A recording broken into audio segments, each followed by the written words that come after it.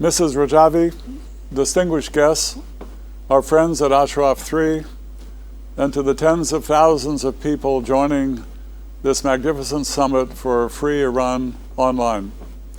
I've attended the annual gathering of the Iranian resistance many times, and I've found it inspiring as it demonstrates your remarkable and untiring steadfastness and perseverance for democracy and freedom in your nation, and your enduring resistance to the religious tyranny that not only poses a threat to the citizens of Iran, but to regional and global peace and prosperity and security.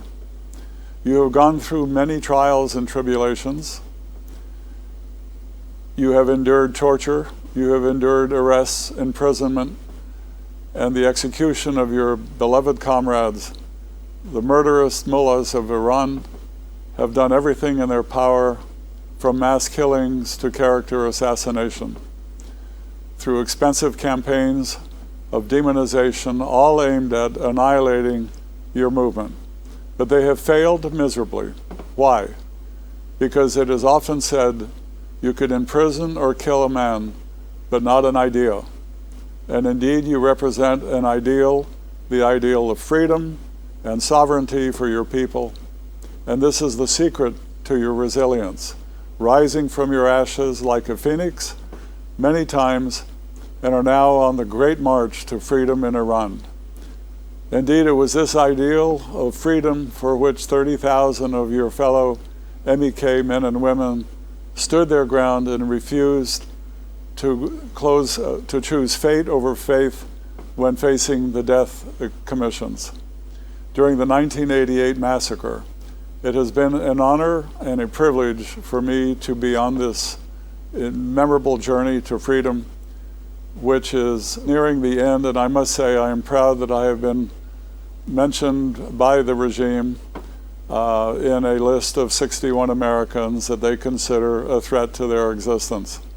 Indeed, Iran has been the scene of ongoing protests over the past few years. People from all walks of life, all straits of the society, have defied beatings, arrests, and even death to come out to the street and call for the overthrow of the ruling theocracy. They chant, the enemy is right here. They lie when they say it's America. The people of Iran reject tyranny and dictatorship, be it in the shahs or the mullahs.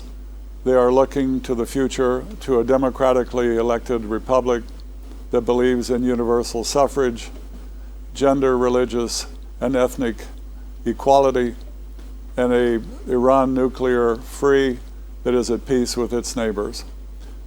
These are, in fact, the highlights of Mrs. Rajavi's 10-point plan for the future of Iran, which I have often described as a Jeffersonian document. True to form, less than a year into his tenure, Ibrahim Raisi has ordered the execution of nearly 500 Iranians, including dissidents, women, and minors, but this has failed to stem the tide of the protest and uprising from surging.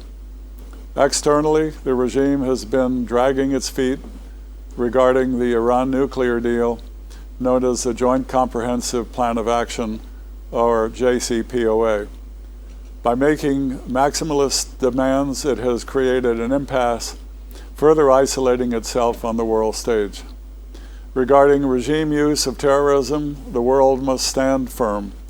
We have seen under the rubric of justice and humanity, Belgium has signed a treaty that facilitates the release of Asali.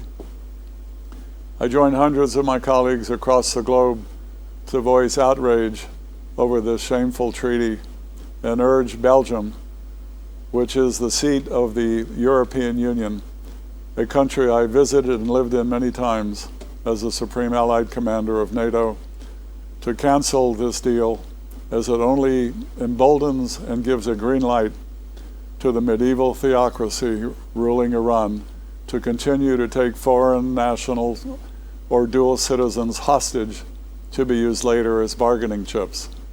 not to mention that it helps a nefarious group to escape justice and accountability. The time has come to end the failed policy of appeasement and stand with the Iranian people and the resistance movement as they work around the clock to end this 4-decade-long nightmare that has befallen the Iranian people and the nations of the region. I would also like to salute the valiant resistance units in Iran who, through great sacrifice and risk to themselves and their families, have been acting as the sledgehammer to break down the walls of repression and to pave the way for the Iranian people's nationwide uprising. That many women are leading their campaign, and the protests in Iran that we see every day is a tribute to the work of Mrs. Rajavi and the brave women in Ashraf 3 who serve as inspirational to their sisters in Iran. It is the presence of these resistance units that will guarantee the downfall of this regime and the dawning of freedom in Iran. Let me end with the apt saying of Mrs. Rajavi: we can and we must. The people of Iran can overthrow this regime, and we must stand with them. God bless you all, and thank you very much.